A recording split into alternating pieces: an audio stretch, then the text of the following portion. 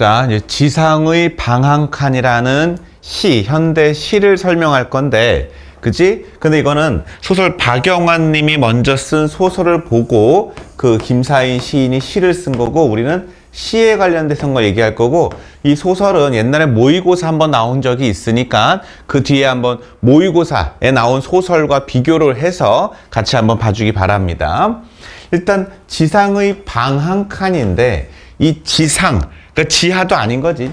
지하는 약간 좀 더 안 좋은 곳이고, 지상의 방한칸이라는 건 내가 뭐야? 소설을 쓸 수 있는 공간조차 얻지 못하는 예술가의 비참한 삶에 대해서 얘기하는 거지. 예술가에 대해서. 그래서 소설을 쓸 수 있는 공간조차 얻지 못하는 방한칸에 관련된 예술가의 비참한 삶에 대해서 쓴 거고, 이 작품을 먼저 한 다음에 그 다음에 이거와 연계되는, 그러니까 예술가들이, 시인들이 가난함 속에서도, 그래서 니네 이거 알아야 돼. 원래 이 시라든지 이 시의 2차 속성이 뭔 줄 아니?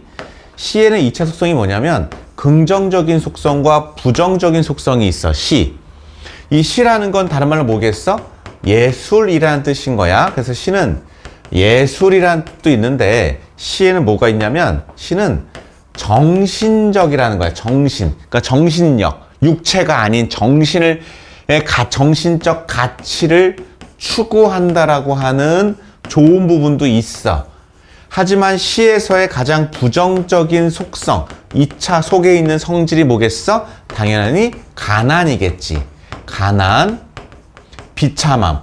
근데 이 비참함 중에 가장 큰 비참함이 뭐냐면, 아버지로서, 아버지가 자식이 아플 때 약이라든지 먹을 양식조차 대주지 못할 때의 그 아버지의 비참함, 예술인으로서의 아버지의 비참함이 가장 큰 거야. 그 시인으로 집착돼. 소설가이건 시인이건. 그래서 이 시는 문학이라고도 하고 예술적이라고도 하는데, 여기에 긍정적인 것과 부정적인 것을 항상 기본적으로 너희가 떠올려 주길 바래. 그런 마음으로 이걸 봐야 되는 거고, 층층계라든지 연계, 김광규의 노신이라든지 이런 주제를 갖고 한 연계 작품들 또한 노신, 층층계, 요런 유사한 연계 작품들도 너희가 검색을 하던 아니면 선생님한테 달라고 하는 게 좋아. 이게 나오면 분명히 소설과 연계해서 나올 수 있겠지. 이 소설의 내용과 같이 연계해 나올 수 있는 거고, 거기에 다른 시하고도 연계, 노신과 층층계, 이런 연계 작품들도 같이 한번 배워두는 것이 좋다. 일단은 지상의 방한칸 먼저 들어가도록 할게. 자, 갑니다. 박영한 님의, 이게 뭐야 이게? 제목을 빌려지. 이거 제사 아니야. 이거 제사 아니야. 제사가 아니고 제목, 박영환 님의 소설에 썼던 제목을 빌려서 내가 시를 씁니다. 변형합니다. 라는 거. 김사인이야. 김사인. 그래서 박영환의 소설을 보고 시로 변형했다라고 보시면 됩니다. 자, 가난. 아까 했지, 가난. 소설가로서, 시인으로서의 가난. 고통을 겪는 가장을 화자로 와요. 아까 가장이라고 했지, 아버지, 그 자식을 보면서 자식이 배고프고, 요새 아버지들은 뭐 그냥 자식을 학원 못 보내면 이제 가슴이 찢어지지. 돈을 못 벌어서 학원을 못 보내면 그럼 막 대리기사 뛰고 막 하는 건데, 옛날 가장들은 이제 먹을 양식이라든지 아니면 약간 아플 때 약 대주지 못하면 그건 가장 큰 비참함, 그 예술가로서 삶의 고통과 비애감을 표현하고 있는 시가 지상의 방한칸이라는 거. 자, 글 쓰는 일로 화자의 생길 일과는 가장을 화자로 하여 가난으로 겪는 삶의 고통과 비애를 보여주고 있다. 몸을 기댈 방한칸을 얻지 못하는 거야. 몸을 기댈 방한칸이니까 월세방이건 뭐건 이런 방한칸도 없는 가난함에 대해서 얘기하고 있는 거고, 가족을 부양하는 책임을 지니고 있는데 안타까움, 절박한 현실, 원고지를 채우지 못하는 거지. 원고지를 채우지 못해서 하는 거고, 원고지도 근데 여기서 원고지의 형태적 유사성이 있지. 이게 형태적 유사성이라는 게 있어. 뭐와 뭐가 형태적 유사성이겠어? 당연히 원고지로서의 이 칸, 그리고 진짜 방 한 칸, 방에 있는 칸이 네모나타라는 어떤 형태적 유사성으로 인해서 이거는 아예 채우지를 못하고 있고, 그죠? 얘도 방 한 칸도 얻지 못하고 있는, 그러니까 글을 잘 못 써. 그러니까 아까도 그랬잖아. 왜 소설을 박영환의 소설에도 나오는 것처럼 거기도 막 원고료 200만 원 받고 그걸로 뭐 쓰고 막 돈에 쪼들려서 예술적인 창작에 흐트러지는 물질적인 욕심과 그것 때문에 예술적인 창작력이 무너지는 듯한 그런 부분들이 나오는 거. 그래서 그런 방 한 칸도 얻지 못하는 거, 원고직한 형태적 네모난 거의 유사성을 비유해가지고 얘기하고 있다라는 거. 평화롭게 잠들어 있는 자식들과 고단한 몸으로 잠든 아내를 온정적인 태도, 이거 온정적인 거, 따스하게 바라본다라는 거. 온정적이라는 건 따스하게 바라본다라는 거. 초라한 몸 가릴 방 한 칸이 망망천지 없단 말이냐라는 애절한 하소연, 그 무력함, 탄식. 그러니까 마지막도 극복 의지는 별로 없는 거지. 부정적으로 무력함, 체념, 극복, 좌절 이런 것들이 많이 드러나는 작품이 이 작품이라는 거. 자, 본문 들어간다. 자, 세월은 또 한 곱이 넘고, 그러니까 삶의 위기를 간신히 또는 뭐야, 이거? 부사어야, 부사어. 부사어니까 이전에도 있었다라는 단어가 또란 뜻인 거야. 이런 가끔 이렇게 문법 용어도 나온단다. 잠이 오지 않는다 했을 때 않는다, 이거 뭐니, 이거? 현재형으로 하고 있다라는 거. 현재형 어미를 사용하여 생생하게 지금 비참한 게 지금이다. 비참한 현실이 지금이다라는 것을 현재형 어미로 얘기해 주겠다라는 거. 잠이 오지 않는다. 자, 근심 걱정이라는 게 드러난다. 근심 걱정. 항상 우리는 뭐 하는 거야? 뭐지, 왜지. 왜지의 답은 뭐야? 심리. 심리.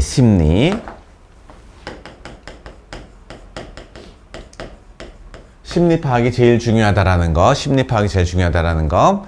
꿈결에도 식은땀이 적신다는 건 고뇌와 고통이 촉각적으로, 촉각이라는 건 뭐 감각인 거니까 피부에 닿으니까 촉각인 거고, 식은땀이 등을 적신다라는 거 마음이 편치 않아. 왜? 가장으로서 방 한 칸도 없고 자식을 부양할 수 없는 예술인, 문학의 안타까움, 정신적 가치를 추구하지만 식은땀이라는 걸로 잘 표현했다라는 거지. 적신다, 현재형. 몸부림치다 와닿는 둘째 놈 애린 손끝이 천근으로 아프다라는 거. 둘째 놈의 또 어린 아이인 거야. 첫째 놈도 아닌 거야. 몸부림치가 애가 아픈가 봐. 애도 아픈 거겠지. 그러니까 아픈데도 약도 못 쓰는 거야. 그러니까 몸부림치 와닿는 손끝이 천근으로 아프다라는 것도, 이것도 약간 과장일 수 있겠어. 천근이지만 과장법. 이게 추상적 관념이 뭐겠니? 아픔이겠지. 여기 나오는 이 아픔, 이 아픔이 추상적 관념이야. 이거를 구체화했다라는 게 뭐겠어? 뭘로? 천근으로 무게감을 줬다라는 거야. 그래서 추상적 관념인 아픔이라는 단어를 천근의 무게로 느껴지게 했으니까, 무게로. 그래서 추상적 관념의 감각화, 추상적 관념의 무게니까 약간 좀 촉각일 수, 촉각, 피부로 하니까 이건 촉각일 수 있어. 천근도 촉각이야, 이거.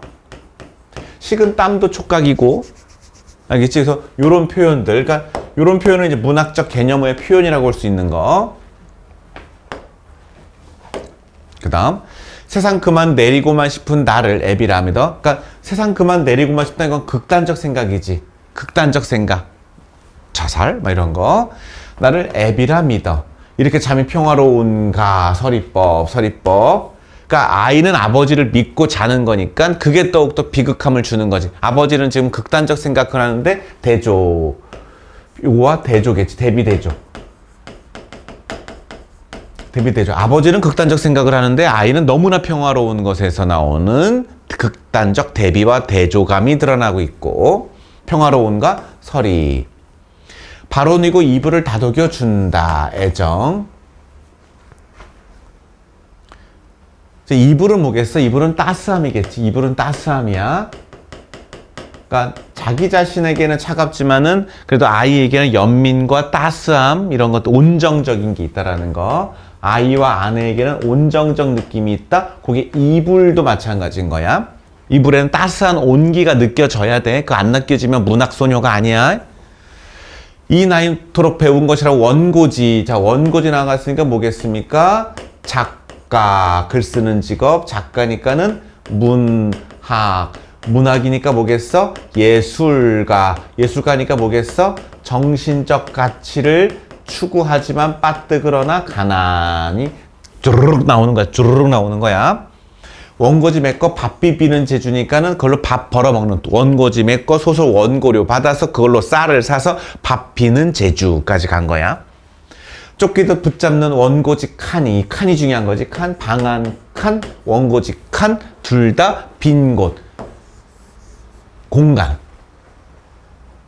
쫓기도 그냥 절박하게 막 쓰는 거야. 그러니까 이게 제대로 쓰는 거겠니? 창작 막 예술 쓰는 거겠니? 돈 때문에 쓰겠니? 막 돈, 물질이 지배할 수밖에 없는 거야. 물질에 예속되는 삶의, 작가의 삶을, 박영환의 그 소설도 마찬가지니까 물질에 예속되는 그것이 쫓기듯 원고지 칸이 마치는 못 건널 운명의 강처럼 지규 비유.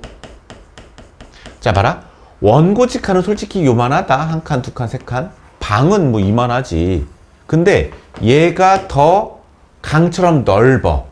왜 넓을까? 얘가 더 넓어. 왜 넓을까? 쓰지 못하니까.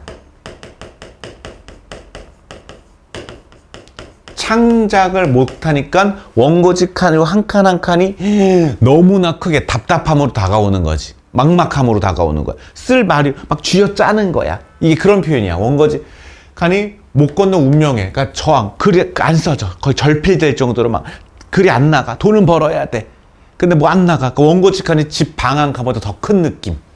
그만큼 이게 이 넓기라는 크기가 되게 큰 심리를 드러내는 거야. 절망적, 달아오른 불덩어리. 불덩어리라는 건, 그러니까 아이일 수 있겠지. 아이가 열 나가지고 아프다 할 수도 있고, 내가 아니면 불덩어리처럼 막 끈끝이 앓고 있다라는 걸 수도 있고, 초라한 몸 가릴 방 한 칸이 망망이 없단 말이냐. 초라한 방 한 칸이 망쳐 없단 말이냐 했으니까, 요거는 방 한 칸은 초라한 몸이니까 가릴 거니까 조금 작은 거야. 오히려 원고지 칸이 크게 보이고 방이 작아 보이는 거야. 초라한 몸 하나 가릴 수 있는 조그만 방 한 칸도 망망천지 없단 말이냐. 비애와 탄식, 무력함, 자책, 비애, 탄식, 자책, 비애, 탄식, 자책, 비애, 탄식. 없단 말이냐, 서리법. 없단 말이냐, 서리. 웅크리고 잠든 아내의 등에, 이제 아내도 난다. 웅크리고, 그러니까, 웅크리고 잠든 것도 아내가 이제 이렇게 잔 거니까 고단한 삶이겠지, 아내가. 얼굴을 대본다. 미안함. 온정적인. 얼굴 대본다라는 건 미안함이 있겠지. 미안해요. 밖에는 바람소리 사정없고, 이거 부정. 현실. 혹독한 추위, 혹독한 가난. 청각. 바람소리 청각. 며칠 후면 남이 누울 밤바닥. 남이 눕는다는 건 무슨 말이야? 여기서도 쫓겨난다는 뜻인 거지. 이 방에서도 월세방도 쫓겨난다. 남이 눕는다. 우린 나가야 된다. 근데 갈 데가 없다.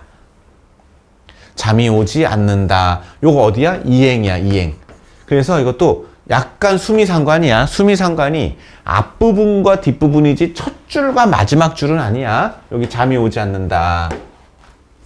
잠이 오지 않는다. 그러니까 그만큼 근심과 걱정이 많다라는 걸 강조하기 위해 요걸 썼고, 그러니 수미상관이고 심리가 있으며 시적인 안정감이 뭐 구조적인 거니까 이렇게 막았으니까 이행과 마지막행. 막행으로 시상전개는 수미상관을 보여주고 있다. 수미상관을 보여주고 있다라는 거. 자, 지상의 방학함. 예술을 스스로 할 수 있으니까, 원래는 방 한 칸에서 오야. 자기가 편안히 글을 쓸 수 있는 방도 없고, 우리 가족이 또 쫓겨날 수밖에 없는, 안식할 수 있는 그런 방 한 칸도 없고, 박영환이 쓴던 거야. 소설을 쓴 소설가야. 제목을 가져왔다라는 거니까 소설이 먼저라는 거. 1980년대라는 게 이게 언제겠니, 이게? 이게 우리나라의 근대화 혹은 산업화의 비극이겠지. 그러니까 산업화라는 거는 이 시라든지 문학과는 반대지. 왜? 문학이 밥 먹여주냐? 이란 뜻인 거지. 얘가 밥 먹여주고 얘는 밥 안 먹여준다고 생각을 하는 거지. 이거에 대한 사회적인 비판일 수도 있는 거야. 가장인 거고 며칠 방을 비워줘야 되는 것이면 걱정과 아내 온정. 그만 내리고 싶지만, 그러니까 죽고 싶지만 아내와 자식 때문에 또 그러지도 못하는 상황. 잠이 오지 않는다는 게 되게 중요하지. 이행과 18행의 수미상관. 절망적 인식도 있으면서 책임감. 오케이. 자, 요 정도면은 시가 될 거고, 이거 문제 풀어보고, 문제를 풀어보는데, 요게 층층계야. 이게 박목을의 층층계. 요것도 이제는 뭐냐면, 아까 얘기했지만, 노신, 막, 시를 쓸 때 답답함, 달라고 하고, 층층계. 요것도 내가 지금 자료에 올려놓을 테니까는 같이 한번 봐주는 게 좋습니다. 적상거 구석에 짤막한 층층계가 있고, 글을 쓴다, 공허감, 이것은 지폐가 된다. 그러니까 어쩔 수 없이 돈으로 환산될 수밖에 없는 거야. 예술의 변질이겠지. 공납금, 사랑대 용전, 온 가족 비슷하지 지금? 층층계를 받고 2층으로 올라가는 거야. 글 쓰는 곳이야. 저 얼굴 만난다. 자기 아버지라는 것이다. 난 아버지. 뭐 비슷한 거지 지금? 어린 것들 비슷한 내용입니다. 비슷한 내용이라서 이런 것도 있겠구나라는 거 봐주길 바란다. 그 다음에 또 나오는 게 뭐냐면 이거 소설. 이거 소설 풀어보라고 했어. 소설 풀어보라고 했지. 그 다음 이것도 설명이야. 또 설명이야. 아까 했던 내용의 설명. 또 다른 방식인 거야. 이 정도면 될 것 같다라는 거. 이 정도면 할 수 있고. 근데 이제 이게 지상의 방한칸.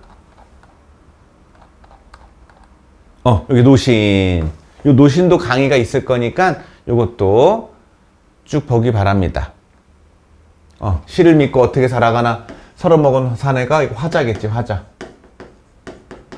노신 강의도 있을 건데 아마. 이 노신 강의도 있으니까는 같이 한번 봐주길 바랍니다.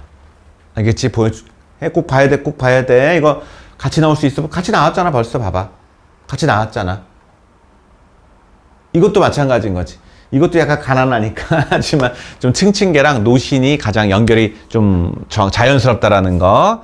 됐습니까? 자, 여기까지 지상의 방한칸 얘기했다. 잘 보고 연계까지 한 다음에 공부 열심히 해서 잘 맞춰주기 바라고, 항상 선택지에 나온 용어들 꼼꼼하게 펜터치 하는 거 잊지 말고. 마치겠습니다.